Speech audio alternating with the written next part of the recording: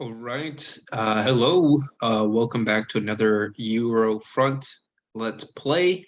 We're playing right now Operation Barbarossa. Of course, this is the Eastfront 2 version of the game, not the full Eurofront. But we're going to go ahead and start Operation Barbarossa. In my last video, I kind of gave a bit of background. But basically, we're doing a historical setup. A few creators in the community, boardgamegeek.com, they essentially created a historical map. I'm not exactly sure what their source is. I have to look into their sources a bit more. Maybe I'll do that in the future. But supposedly a historical setup, which I think is really cool. I kind of think of it as a mod for the game. And it's really not too different from the standard semi-historical setup that's offered to players. But I will say that the Soviets are in for a rough ride. And playing as the Germans, and kind of getting a hang of the German faction for 1941, I'm going to say that Operation Barbarossa is a beast of an operation. And like I said, the Soviets are in for one heck of a ride. Without further ado, though, I think we should jump in. I've spent a lot of time talking, but I just want to point out that in the South, we actually don't have the 54th German Corps, which is known for having its mortar regiment. They're actually going to be stationed way far north, and you can guess why, because they will help the attack on Leningrad. Besides that one little change, the game is basically a historical setup. I just want the German High Command to recognize that Leningrad has to fall in the campaign at some point in order to relieve Army Group North and grant it more operational flexibility in the campaigns to come. Besides that, though, the German setup, I think, is actually pretty good. Army Group South, definitely a tough concentration of infantry with some armored units from Army Group Center that can support, while Army Group Center is really the real beast. Lots of panzer formations all set up here and lots of infantry all ready to break through. And of course, Army Group North as well has some pretty strong panzers. You're going to see Army Group North and Center sort of work together here in the opening sequence, with Army Group South kind of fighting its own campaign on the side. But with that said, I think we can start the operation. I've already started the file. So for the command phase, I guess just for the sake of gameplay, I will type up their command. But we're going to activate 3 army groups. Very good way to start the German offensive. Army Group Center, South, and OKH. And one of the benefits of having all 3 army groups activated is that each of the army groups provides air power.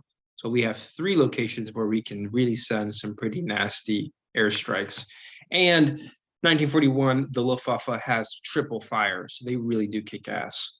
Now, typically, I try not to blitz 2 HQs at the same time for obvious economic reasons. It's better to save 1 HQ for the next fortnight, so that we can have blitzes in every single fortnight. But since we're already in the second fortnight of June, it actually kind of works well in this scenario.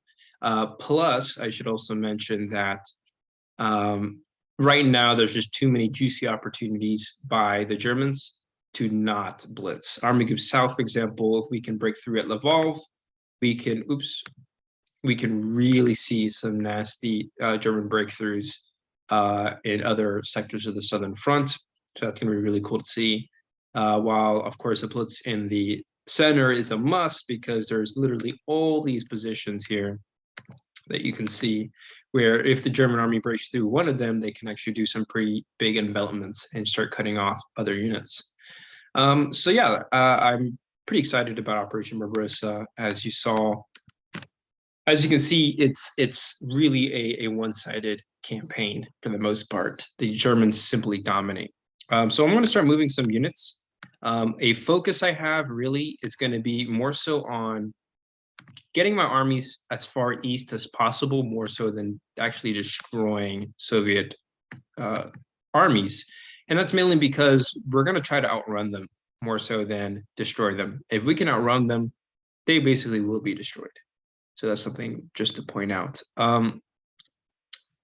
We got to figure out what units we want to send to right there near Kaunas. We can send a lot of units over there. I'm actually going to send a panzer unit right over here to the town of Grodno all by itself. And you may think that's kind of a dumb move, and I'm going to say no, it's not. And that's because it may be a very weak Soviet unit that's right there. 13th and 7th Corps will move down here to put pressure on the flank. So that looks pretty good. I have one extra Panzer unit available, and I think I really want to see a breakthrough near Kaunas here. So I'm actually going to send 2 Panzers there. And that leaves me with, let's see, I have 2 Panzers left, and I kind of want to send 2 of the 3 Panzers right there, plus air support to really get a nasty breakthrough going. And really have a Schwerpunkt type operation. So I think I'm going to send the remaining Panzers there, which really leaves me with no Panzers to support attacks in the north, which I frankly think is kind of dumb, in my opinion. I really do. So I may have to undo some of my Panzer moves here, because I think we need to send at least 1 Panzer to the north in case there's a possible breakthrough there. Yeah, I do think that this needs to be done. So we're going to make some adjustments here. I'm going to send 1 infantry over and 1 weak Panzer over. We're going to send the strong Panzer, the 41st, further north, and we're going to send 2 strong infantry to support it. All right, that looks pretty good. Operations to the south. Quick pause on center operations, and I'm just going to switch over here to south. We definitely want to have as many Panzers concentrated at Lvov. So the 13th and 14th Panzer Corps will be sent there. They're going to be supported by air support. I think we can send actually 2 infantry to, I believe it's Luck right here.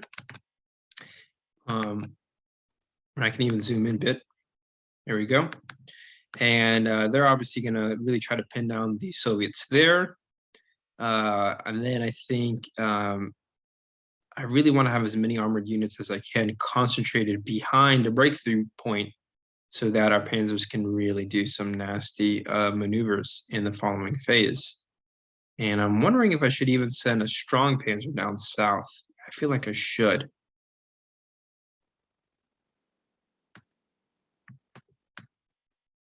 Yeah, we're going to send another Panzer down south right there. So that area is definitely overstacked. I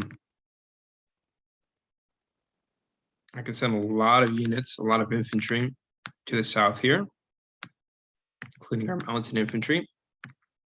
That's looking pretty good. And so now, I think I'm pretty much ready for the south. I'll send the 4th and the 17th across the river here, and send them north of Luk to Kovel, although that position is really not all that important. I think the really truly important position is Brest-Litovsk, which is right here, right there. And obviously, if we break through, we will complete the envelopment in the south. The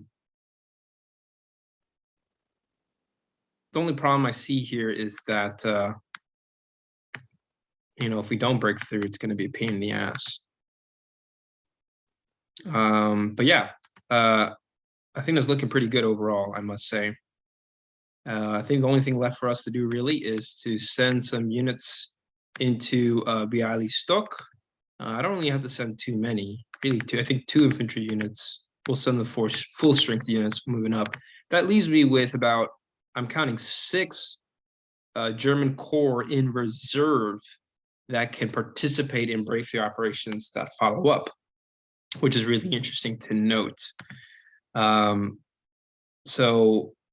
the nice thing is that I can actually stack all these units further up, which is pretty awesome.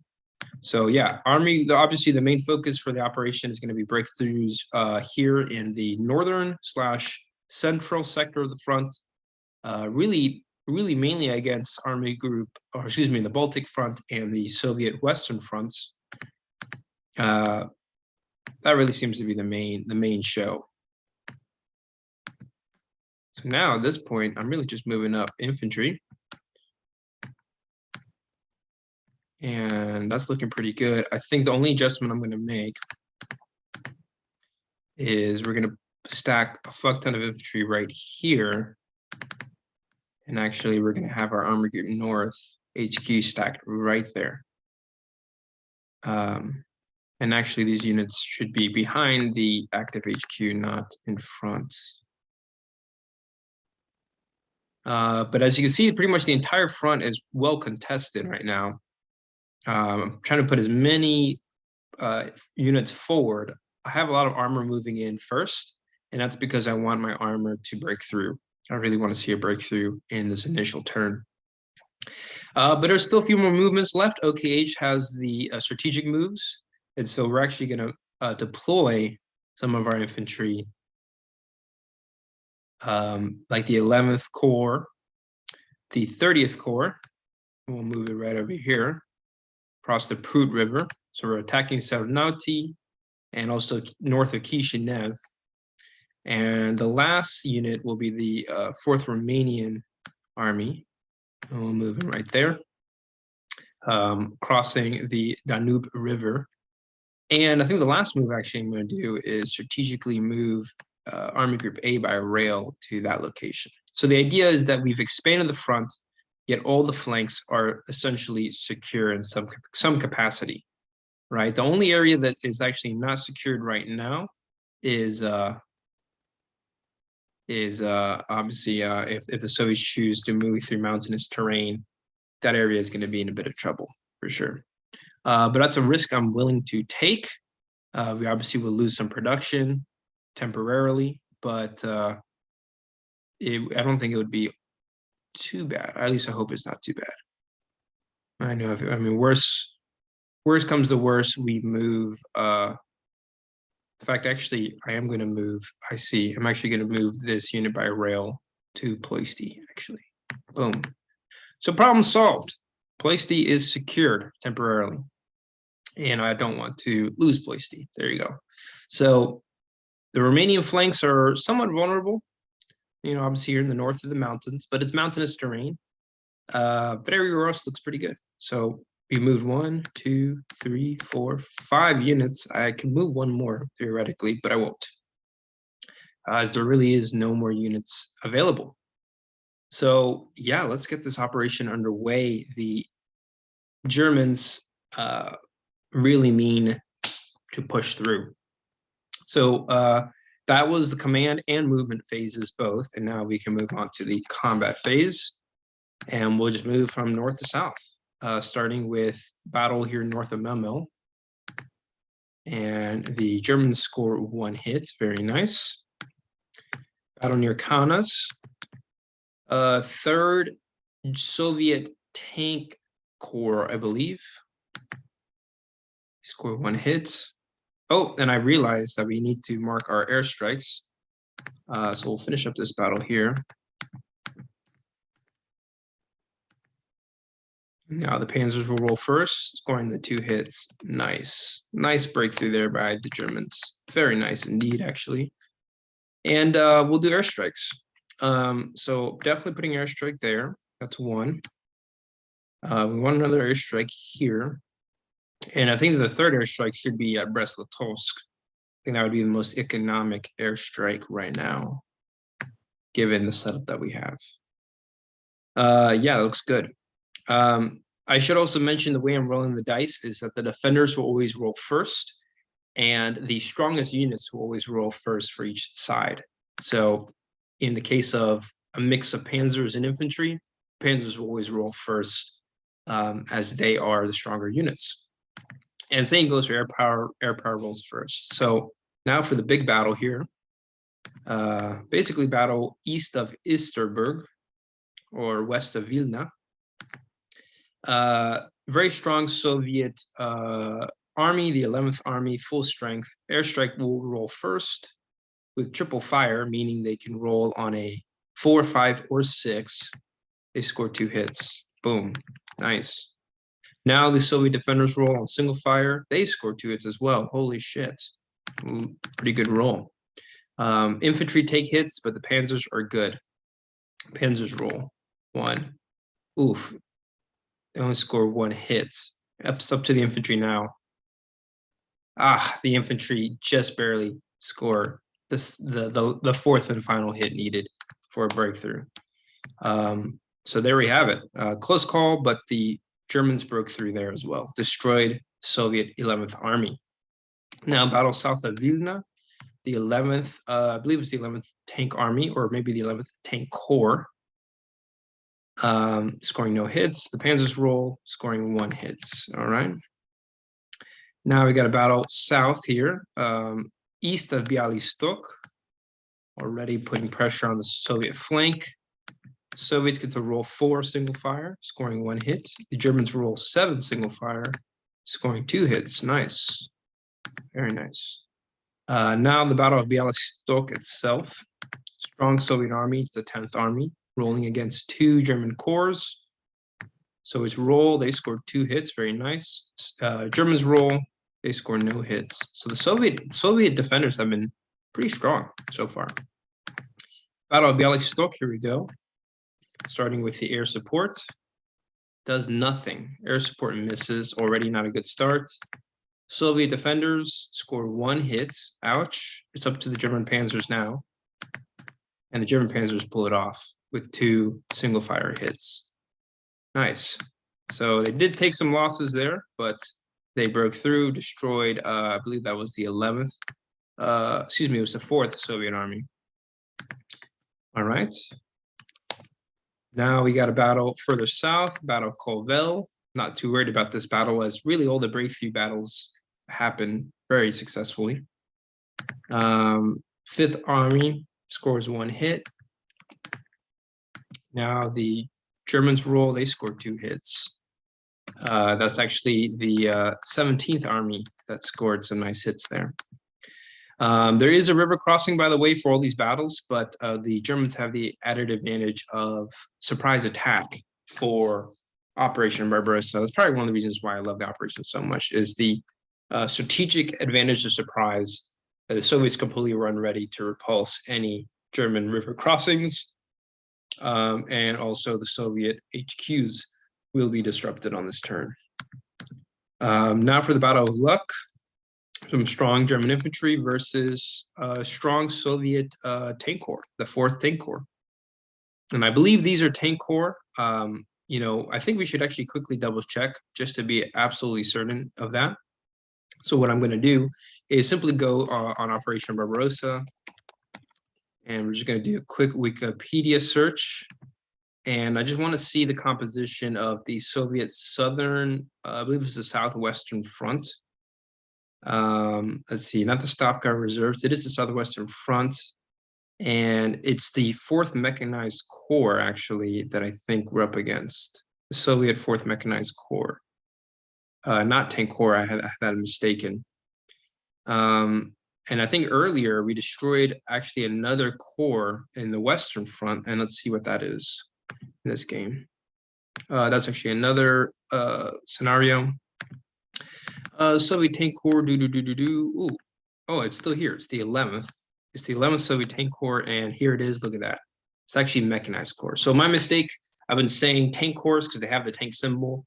But, when you really, as a quick side note, I mean, these unit formations, they have certain names, but they didn't necessarily, their composition of unit types didn't necessarily fit their description. And there's a lot of examples that kind of seem to contradict the idea that a tank corps, for example, is comprised solely of tanks.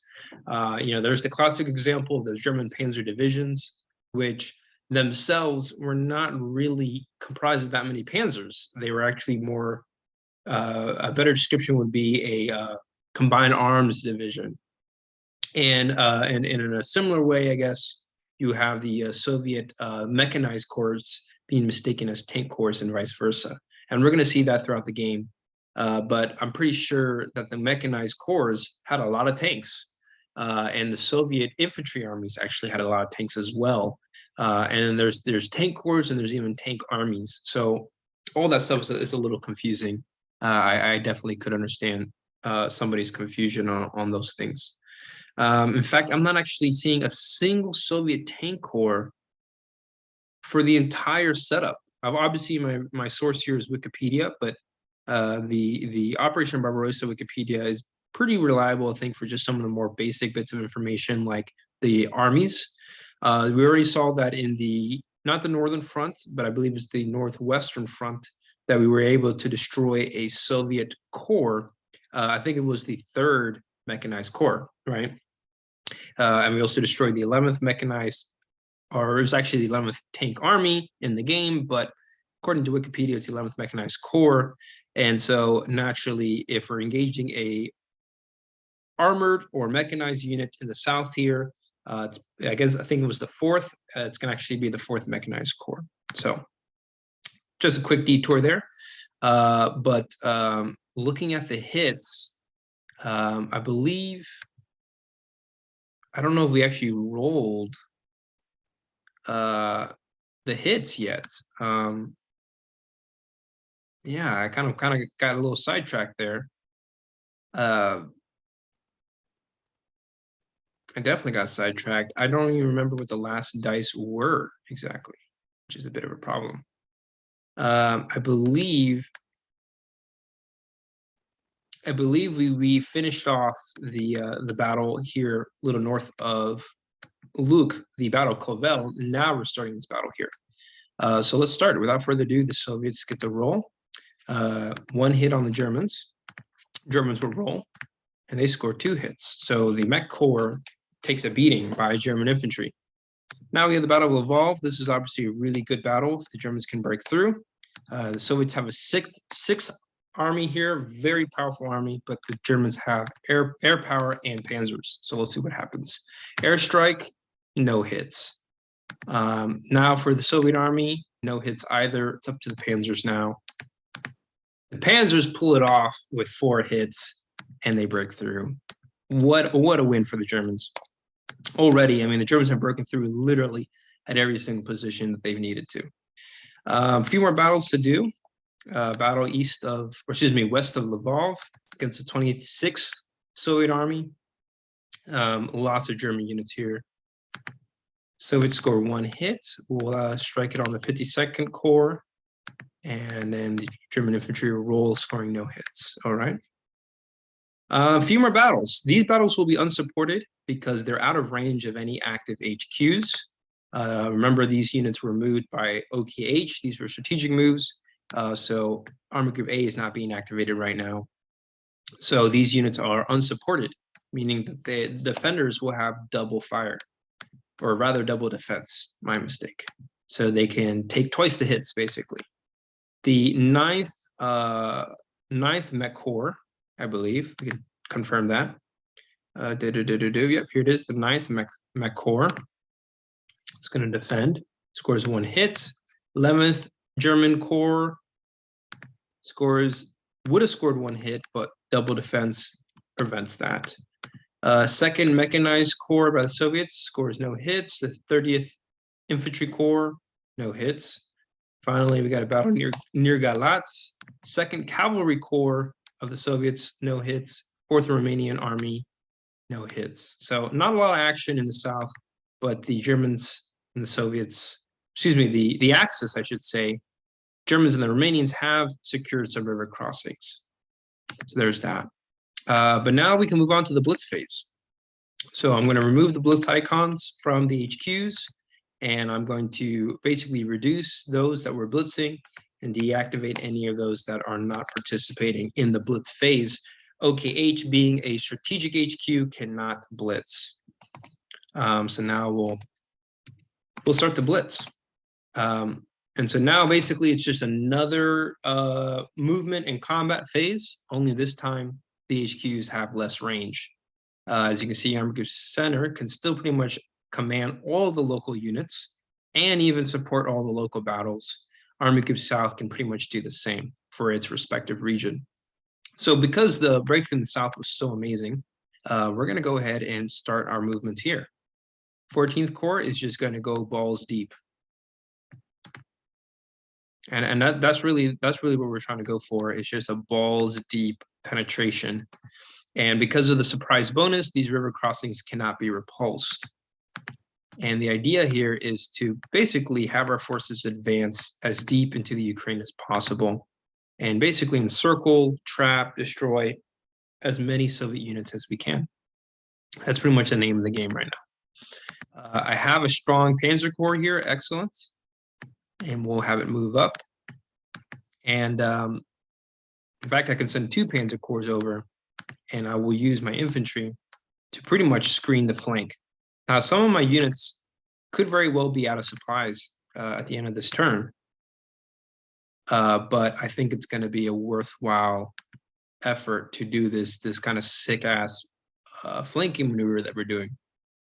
Also, another nice thing is that this area here is actually going to be German-controlled, because the areas to the north and south of that are contested.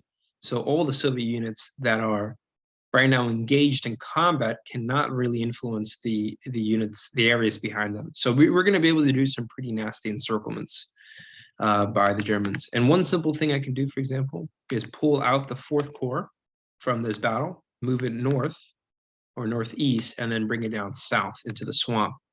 And this will cut off the supply line of the Soviet units here, because now Rovny will be German-controlled because all these other areas are going to be contested. So we're trying to contest as many areas as possible. It's pretty much the name of the game. I have 1 extra Panzer Corps left, and I'm trying to figure out what I want to do with it. Where do I want to put it?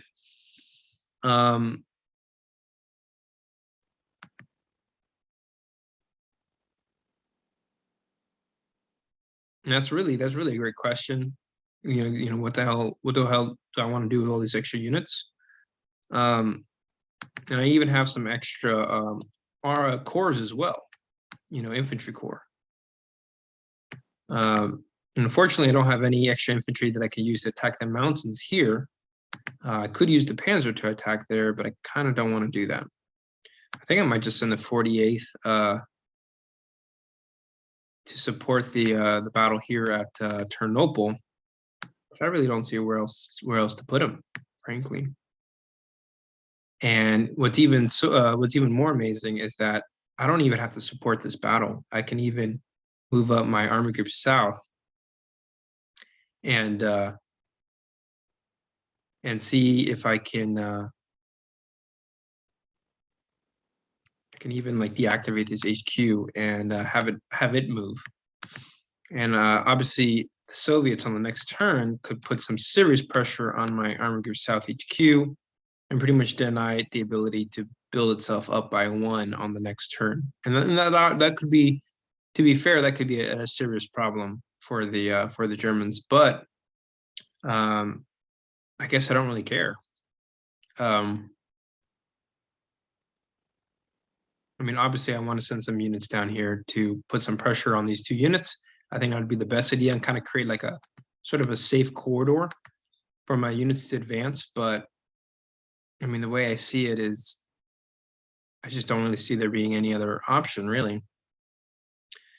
So if the Soviet player is smart, he actually might attack that unit there, which will be problematic. But he would have to successfully attack that position, which he could very well do. He could very well do, and it would definitely suck ass to deal with that. So maybe what I'll do instead is I'm just going to leave Army Group South where it's at, and might as well just have it support some combat, because I want it to be at level 2 on the next production phase. But yeah, we'll go ahead with a few more movements, a few more operations. For example, this unit here, I can have it move out. We'll leave the 5th Corps behind. We can even send 2 armored units and put pressure and then start contesting this guy over here, East of Baranovici. I kind of don't want to do that, because I definitely already know that the Soviet units are pretty tough. And if they start inflicting heavy losses on my panzers this early on, we are going to have a bit of a problem. And that's what I'm trying to avoid. As far as breakthroughs go by Army Group Center, I think it's going to be a lot easier, because simply put, there's just really less to worry about.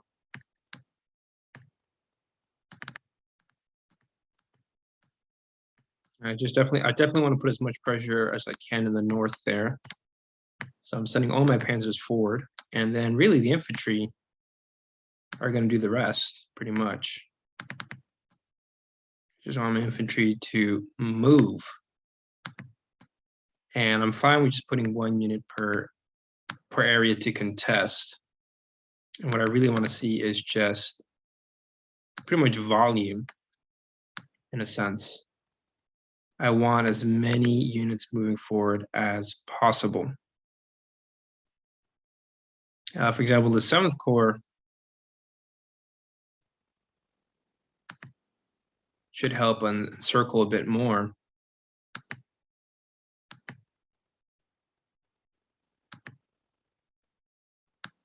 I guess we're going to have to send this infantry around town. And the 11th Met Corps is already going to be encircled, so I'm not really worried about that.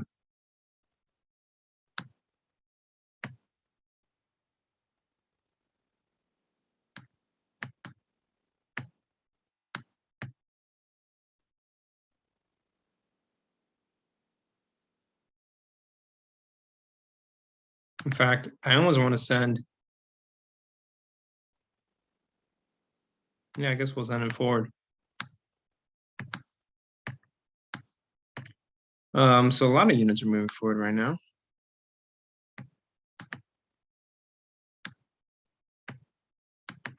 I could even pull some units out, actually.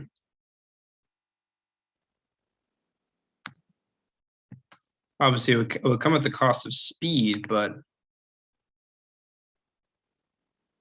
it would make for some really good movement.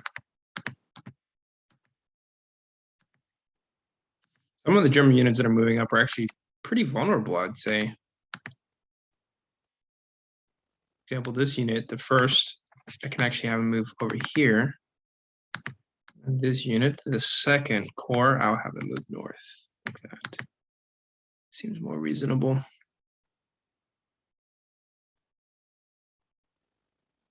And let me see what else. I got 1 more Panzer.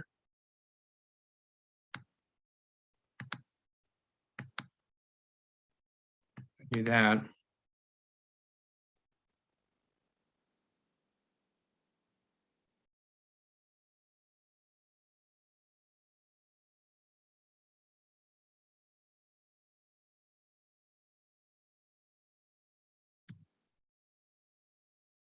I'm wondering if I should move my army group north HQ into this area here. I'm sorry if I'm being quiet right now, guys. I'm just thinking. This is just the nature of the game. It's a lot of movement, as you can tell.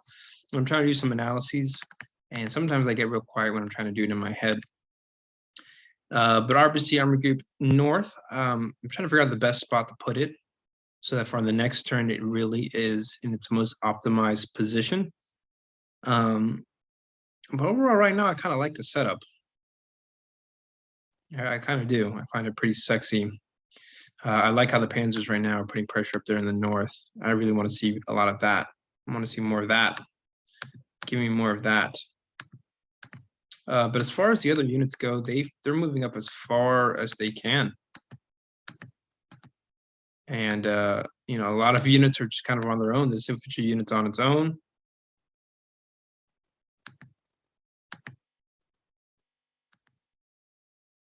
I think this infantry unit, the 7th, I'll send it back actually. And I'm gonna have it move right here.